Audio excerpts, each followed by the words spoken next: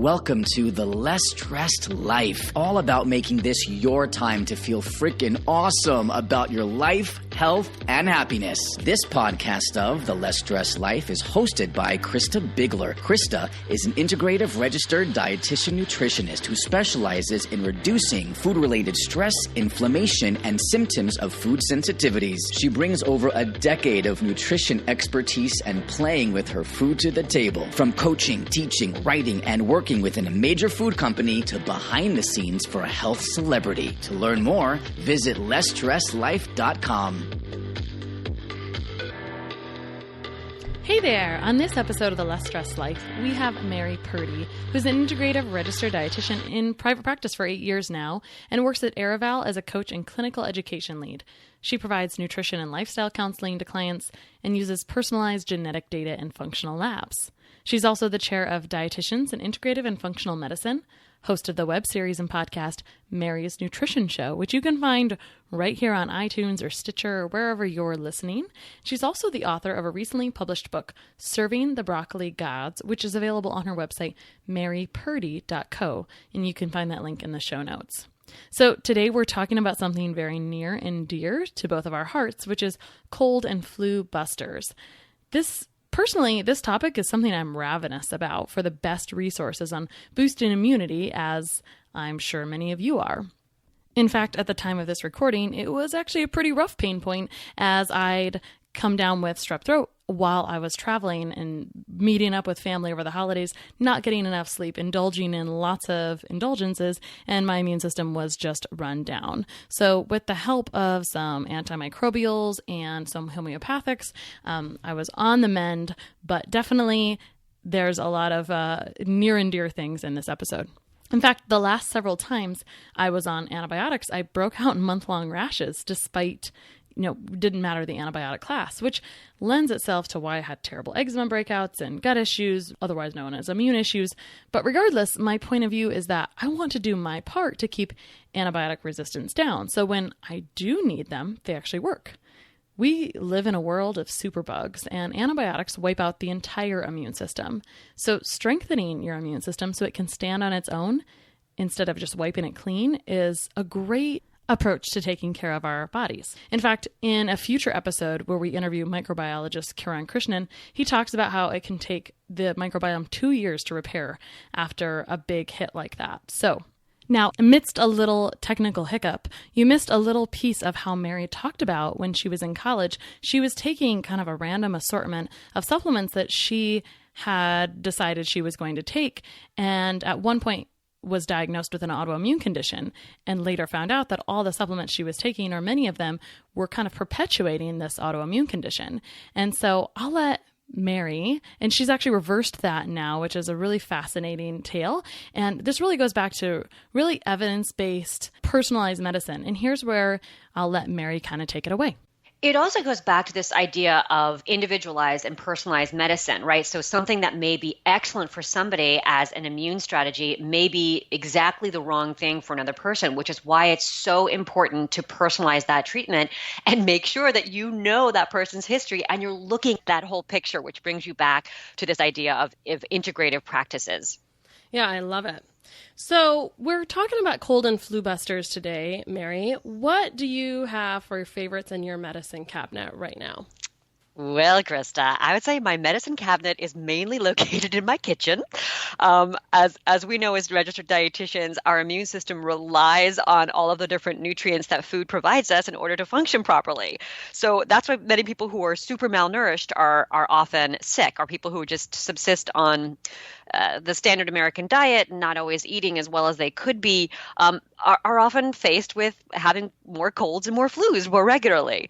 And so I think we can find so much benefit from the rich fruits and vegetables and herbs and spices in our medicine cabinets. I love to focus on things that are orange, because orange will often denote vitamin A rich foods, which is really important for your immune system. And also focusing on foods that are rich in vitamin C, which is a vitamin that's necessary for our natural killer cells and our T cells, which are part of our immune system. Things like mushrooms are also known to be very helpful to the immune system, being antimicrobial. And one thing that's so great about your kitchen is when people are feeling sick, they often don't want to do a lot of extra chewing because you're not feeling well. You don't want to dive into a big salad. So I'm a big fan of the soups and the smoothies in cold and flu season. Number one, they're easy to get down. They're yummy. And it's a great place to just pack a whole bunch of really hardcore immune boosting foods into one dish. Do you do that yourself? Absolutely. So diet is really the backbone of how you're going to get better, right? And so I hear that from people. They'll say, oh, I didn't really feel like cooking, so I just ate these bowls of cereal. I'm like, well, that's not necessarily the fuel that your body needed to heal, right? And so I've noticed a huge, huge difference depending on what I'm eating and how quickly I can get better. Absolutely. And we have a mainstay in our house, whereas as soon as you start to feel a little sniffle or a little tickle in the back of the throat, I bring out the concoction. It's Purdy's concoction. I think other people have done versions of this, but in a blender, you throw a chunk of garlic, peeled, of course, a chunk of ginger, a sprinkle of cayenne pepper, depending on how strong of a constitution you have, little lemon, little bit of honey, and a bit of onion. Whip that up with some hot water, or if you can really stomach it, you can do cold water. That I have found has nipped, and I have given this remedy to, I can't even tell you how many people who have emailed me or who I've spoken to on the phone or in person who are like, I'm starting to feel a little sick. These are patients or clients of mine or even friends and family members. And I've said, I'm going to send you my flu buster, just see how it goes. And I really have heard some great responses from this because all of those foods have incredibly strong immune enhancing compounds in them that can really be antimicrobial and anti-inflammatory and help the body get back into balance and be a little bit more robust in fighting that sickness. All right. So tell us what's in Mary Purdy's concoction? I have the recipe. I'd be happy to send it as well. It's garlic, it's ginger, it's onion, cayenne pepper, honey, lemon. You can even throw the rind in there. I do that sometimes. And then hot water. All right. And you just make that fresh every time. It sounds like fire cider, kind of, right?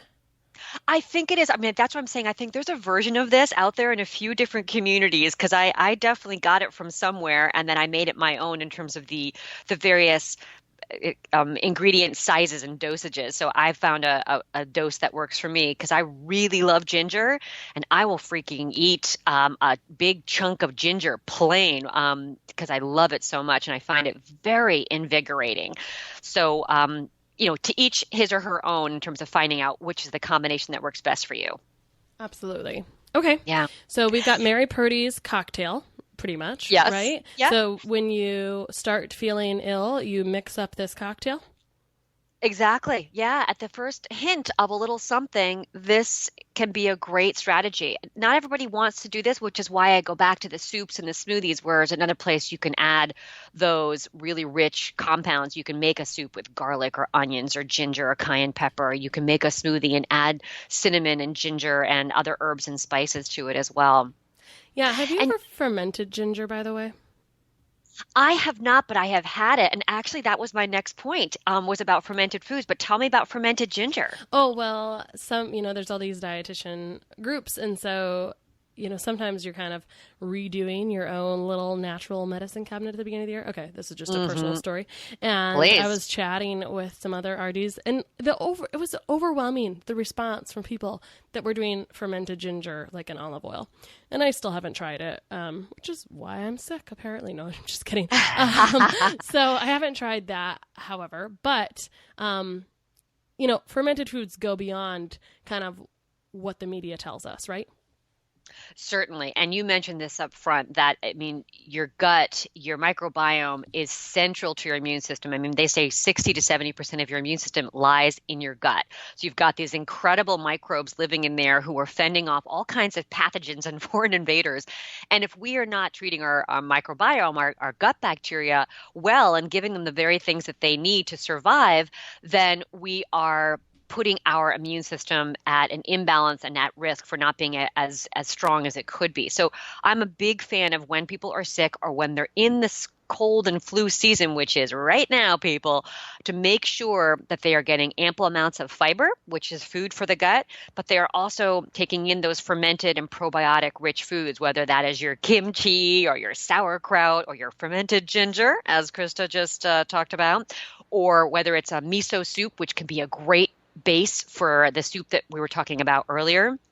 So I think that's a big foundation of making sure that people's immune systems are strong, is just getting your microbiome in order.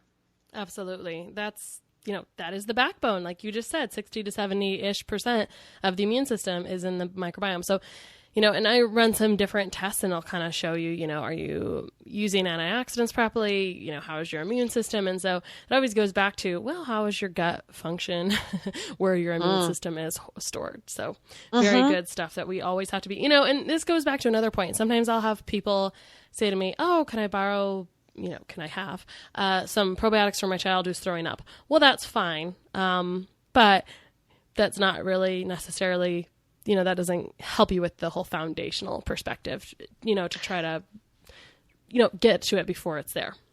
Right. I mean, it is about starting early, right? I mean, obviously kids who have been breastfed and have been exposed to germs early on in life usually have a stronger immune system. I mean, you talked about eczema and antibiotics, and obviously people tend to react more when they've had fewer opportunities for their gut microbiome to grow into a garden of robustness. And so antibiotics and obviously not getting the immune factors early on, it makes a big difference in people's susceptibility to illness. Absolutely. Okay. Sounds like you have a few more points.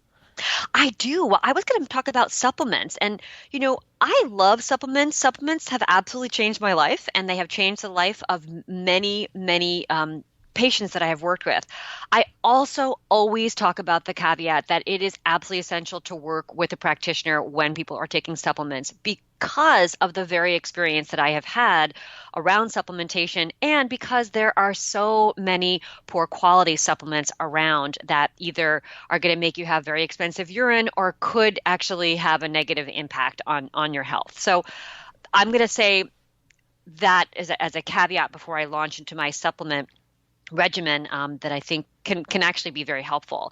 I'm going to name one, which you and I were chatting about earlier, which I have found to be incredibly effective, which is elderberry. Whether it's in syrup form or an extract form, it has been shown, there's some really good research about it actually, in terms of helping people who are flying across the country, exposed to more germs than usual. Elderberry has been shown to either prevent the onset of flu or to reduce the length of the stay of that flu. So I think that can be a fantastic supplement to add into the regimen, and kids can often enjoy elderberry syrup too, so it's nice for the whole family. Yes. That's number one. Yeah, you enjoy it? Yeah, and then I'm able to talk my kids into it. Like every day they're really excited about their purple juice now. And personally, I've seen, if you're really, I think this is the piece. When people hear things like this is kind of like reading an article on, whatever Google or whatever search engine, where it's like, all right, that's a good idea. So I'm going to put it in my cupboard and never use it, or just use it when my kids are already sick. So that's not the greatest way to go about it. It really needs to be kind of routine in this time of, duress. It's a really good time to be using it all the time, and honestly, it's kind of expensive to find high quality elderberry. So finding someone that will make it for you or making it yourself is really a fantastic investment of good 20 minutes. I'm not joking, because you're going to feel better about using it liberally in the way that you should, for yourself. Because it's really a functional food, right? It's berries that have incredible properties, all kinds of amazing bioflavonoids. So there's not really an overdose-ish. You can use a lot of it, and actually, people sometimes will use it on as a syrup, with food for breakfast or something like that. It is quite delicious. I gotta say, it's almost like a little topping you could throw on top of some ice cream. Not that I'm recommending that, but it has that kind of flavor. And I will tell you, Christa, years ago, you're reminding me, I made an elderberry vinegar before I even knew about the superpowers of elderberry. And this is where it's super easy. You can get elderberries and then soak them in vinegar, and the vinegar will become infused with the elderberry essence, and hopefully there'll be some immune properties in that vinegar, and you can either drink that vinegar or add it to salads, and that's just a great way to continue to keep your immune system boosted. That's a fantastic idea for adding. So going back to that functional food, when you're making soups and smoothies and things, if you can have an elderberry dressing on something, what a beautiful way to introduce that. And you could mix it with some apple cider vinegar for the other benefits there, that we won't necessarily go into at the moment. But these are great ideas, Mary. Yeah. Another supplement that I have found to be incredibly effective, and unfortunately there's not much research on this, but I can't tell you how many times it has helped, and that is grapefruit seed extract. I'm not a big fan of promoting things that don't have a lot of research, but the lack of research doesn't necessarily always mean a lack of effectiveness. It just means that there's no grapefruit seed extract board of America who wants to pay for the studies to be done. But it is the extract of the grapefruit seed, and it's known to be very antimicrobial. There have been studies done in vitro and in little petri dishes across the lab, but that has been very effective. And then my newest one, which I've found to be very helpful, and again, I would be mindful with anybody who has autoimmune disease or autoimmune issues, but it is a mushroom extract, and it's an immune support, like a comprehensive immune support made from the extract of numerous mushrooms. As the same goes with probiotics, it's great to get a spectrum of the species of probiotics. You're not just taking Acidophilus or Bifidobacteria. You're taking a spectrum of different species. The same goes with mushrooms, because there's very often a synergistic and symbiotic effect of combining a bunch of different types of mushrooms to get an immune-enhancing effect. So this is just one of my new famous product. That would be my new favorite product from my community. Is the brand that I really appreciate, and I have no connections to this brand. I wish I did. I should invest stock in these. You didn't mention the brand. Oh, it's called Host Defense My Community. Oh, okay. Yeah. I wasn't familiar with them. I like a couple other mushroom companies, so Well, I think there are a lot out there now. I mean, there's been some really fantastic research around mushrooms and cancer. So I think that's a burgeoning field right now as well. Yeah, that's awesome. And I want to go back one step to the grapefruit seed extract. So please. when you're in distress, you kind of just go into the store and what could I buy off of this shelf that would help me?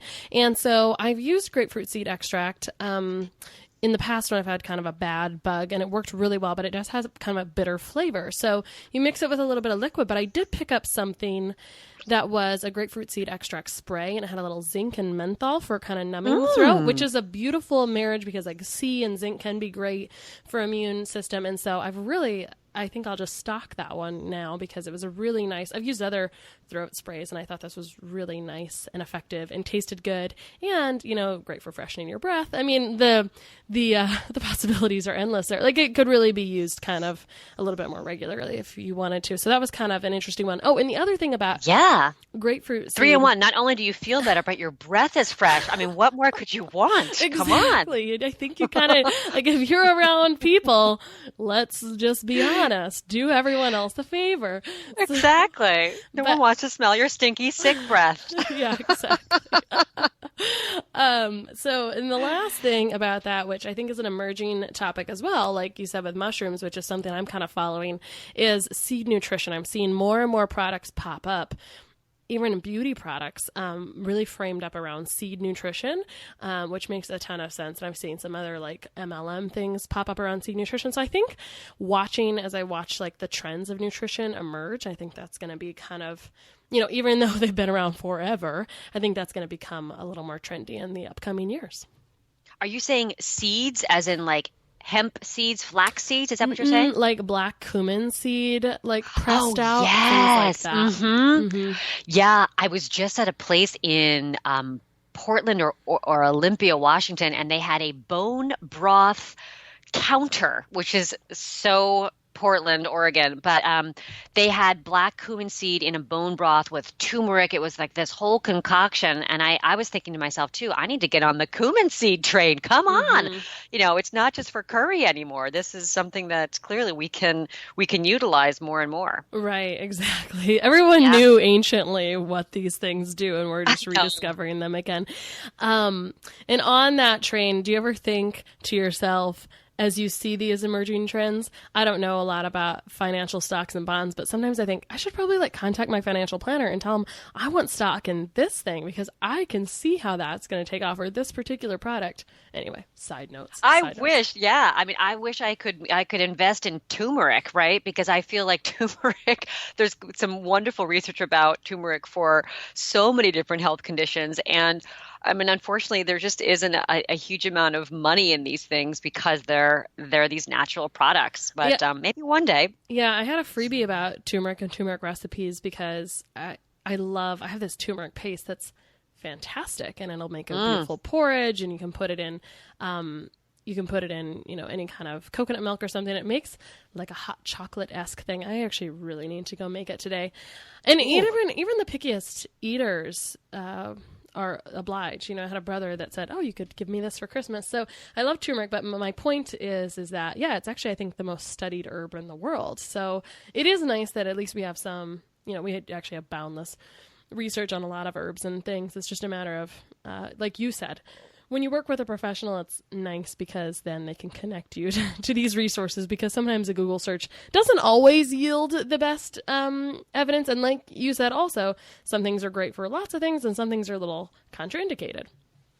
Yeah. And, one thing that I think is a really easy way to test your own immune system is your vitamin D status, right? I mean, that is something why I have seen hundreds of times people get their vitamin D tested, they're super low, they're sick, and then we give them a supplement, their vitamin D levels go up and they're better. So, vitamin D is a critical part of our immune system as well, and maintaining a healthy vitamin D level, which is something you can easily get tested, is, I think, an essential part of staying well as well throughout the winter and throughout your life in general. I think that's such a great point. And to piggyback, in a lot of autoimmune, there's just a lot of people where we see low D. And fortunately, again, we have a lot of research to support that there's no point in having this low D. And let's just be really clear. What do you think D levels should be, Mary? Oh my gosh. We just came out with a new statement around this. I mean, I think there have been a lot of controversy around levels, feeling like you're more robust if your levels are 50 to 70. But the latest research that I started looking at with the company where I work looked at the fact that levels below 30 are definitively associated with all kinds of different issues, whether it's, immune issues, inflammatory issues, cardiovascular issues, diabetes-related issues. But the research has also shown, and this is something that's so new to me that I'm literally saying this for probably the first time in the past month, but that levels above 30 aren't necessarily correlated with improved outcomes. So levels below 30 are definitely, or levels above 40, are not necessarily associated with improved outcomes. So I'm a little on the fence about where vitamin D levels should be at this time, but I definitely think they should be above 30. That is 100% clear in my mind.